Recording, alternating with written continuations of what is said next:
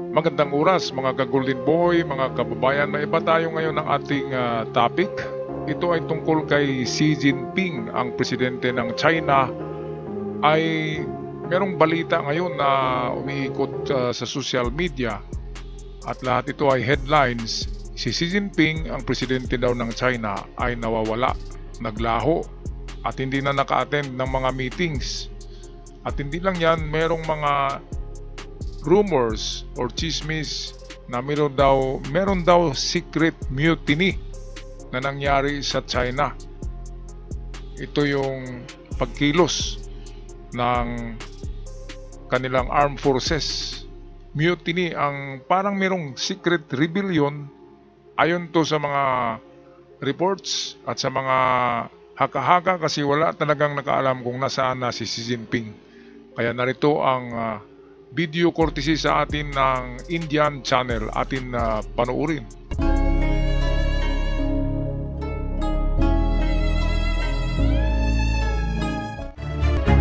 It is possibly one of the most significant political developments in China since the Tiananmen era.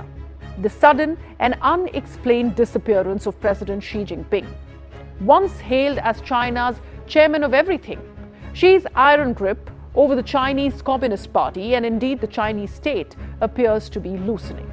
Over the past several weeks, his absence from public events, his omission from key diplomatic meetings, and the subtle but telling shifts in official narratives suggest something far more consequential than a mere vacation or medical retreat. Ito ang pinagtataka mga kababayan ng lahat from China to the world, kung bakit kahit sa itong summit ng BRICS, Summit 2025, BRICS yung yung grupo nila, kasama dyan ang Russia, ano ba nang naroon dyan? BRICS, Brazil, Russia, India, China at ano ba yung S? Okay, kayo na lang maghanap ng meaning ng S na yan. So, 2025 summit ng BRICS ay hindi naka-attend si Xi Jinping, hindi rin nakikita sa mga pagpulong-pulong ng kanilang grupo. Kahit nasa CCP, yung Communist Party, na mga meetings ay hindi na naka-attend si Xi Jinping. Kaya ano bang ibig sabihin nito mga kababayan? Merong mga nagsasabi na meron daw military purge or pag-aaklas or mutiny ng military, at baka nga ay nakulong na itong si Xi Jinping dahil sumobra na siya eh.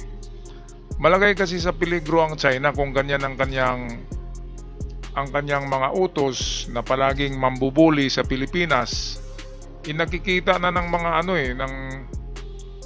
ng ibang politiko sa China na delikado ang China kapag ganito na umaatake talaga si Xi Jinping, very aggressive.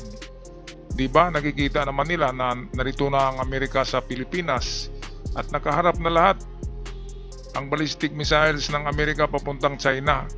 Kaya sino bang hindi matatakot niyan? Ang purpose lang naman ng inchik ay magnegosyo. Hindi yung to conquer the whole world.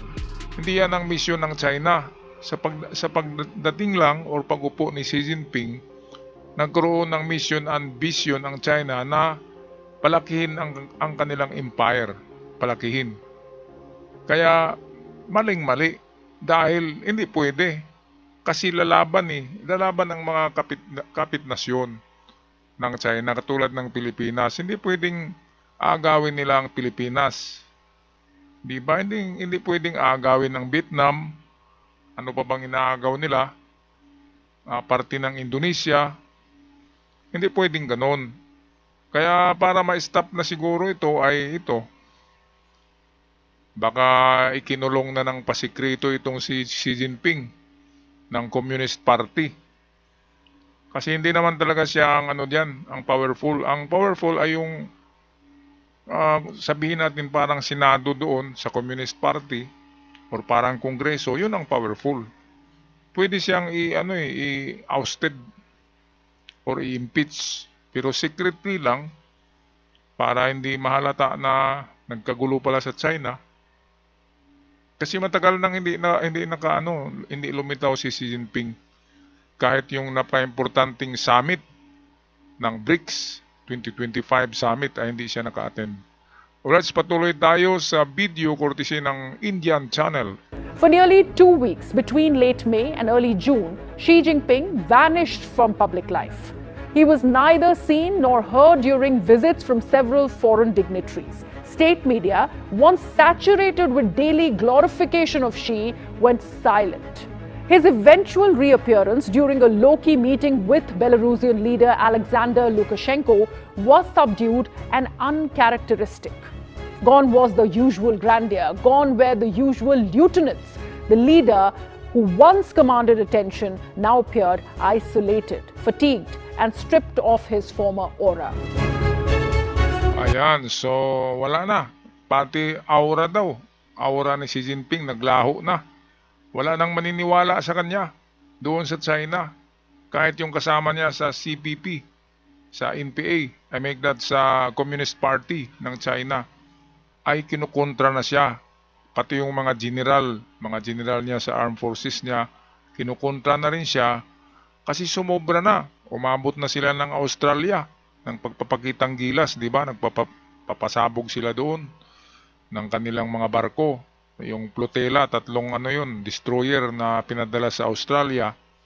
Kaya ang Australia galit. Ganun din ang Japan. Kaya ang Japan ngayon, pinamimigay na lang sa Pilipinas ang mga lumang gagamitan sa giyera.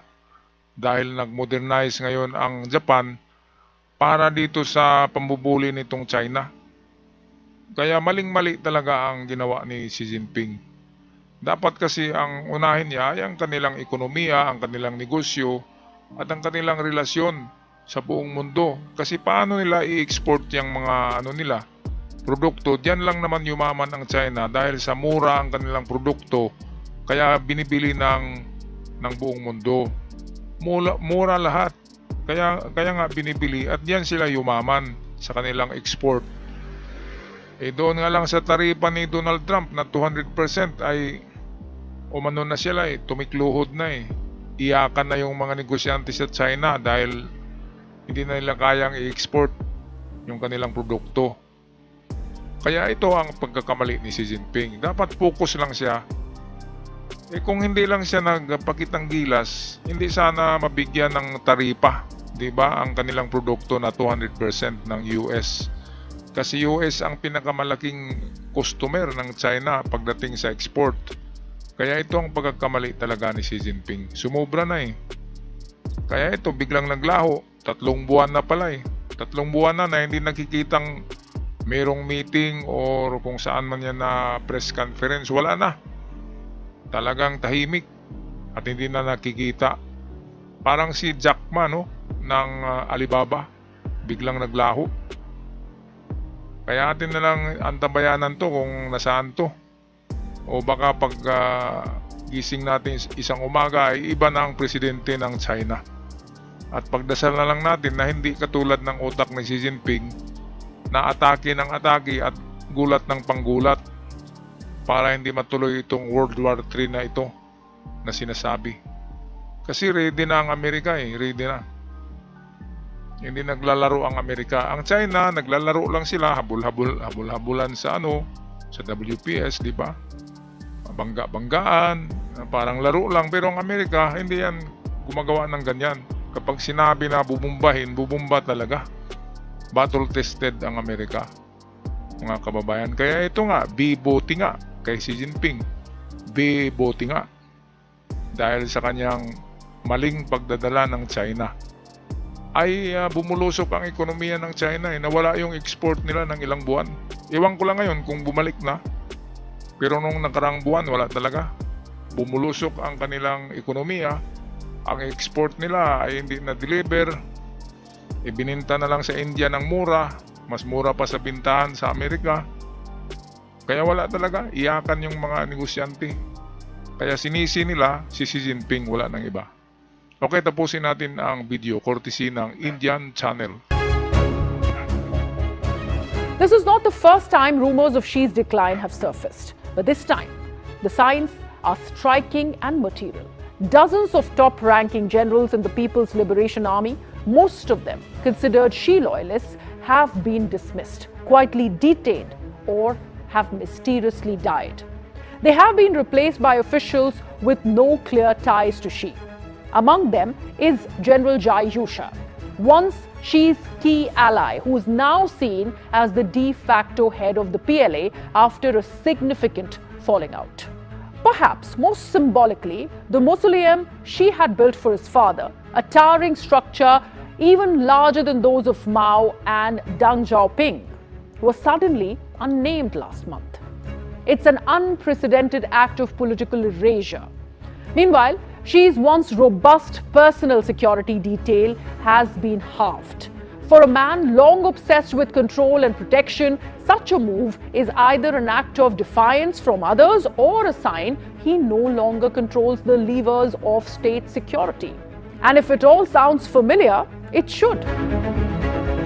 Ayan, so yan pala ang pagkakamali ni Xi Jinping. Yung sobra pala yung lavish style niya. Ibig sabihin yung kanyang status. Pasimple-simple lang pero grabe pala yung mausoleum lang niya. Yung libingan niya na pinagawa ay pinakamaganda daw sa lahat. Kahit na kay Mao Zedong, yung founder ng Communist Party of China, si Mao Zedong or Mao Zedong, ay mas maganda pa yung kanyang mausoleum na pinagawa. Kaya ginastos pala ni Xi Jinping ang pera ng kanyang bansa, ng Communist China. Ginastos din niya sa paggawa para sa sarili niya, di ba? Mausoleum. At hindi lang yan, mayroon pa yan. Baka sa ibang nasyon, sabihin natin sa Amerika or sa Canada, ay mayroong properties yan. Kaya meron ng namamataan ngayon na pusuan na ipapalit kay Xi Jinping. Pero hindi tayo sigurado diyan. Basta ito na yung kahit saan natin titingnan ng mga balita sa labas, ay ang sabi ay mutiny daw. Itong military purge, ibig sabihin ay gumalaw na yung military ng China at ini-stop na si Xi Jinping at meron ng papalit sa kanya. At yan ang ating antabayanan by next month. Baka iba ng mukha ang makikita nating magiging presidente ng China. At sana hindi ito katulad ng utak ni Xi Jinping na nangagaw ng teritoryo. Alright, sa mga kababayan, ano sa palagay nyo? Nasaan na kaya nagtago si Xi Jinping? Ano kaya ang nangyari sa kanya? Paki-comment sa ating comment section. At sa mga bago pa lamang sa channel, huwag kalimutan mag-subscribe para palagi tayong updated sa mga bagong uploads. Maraming salamat.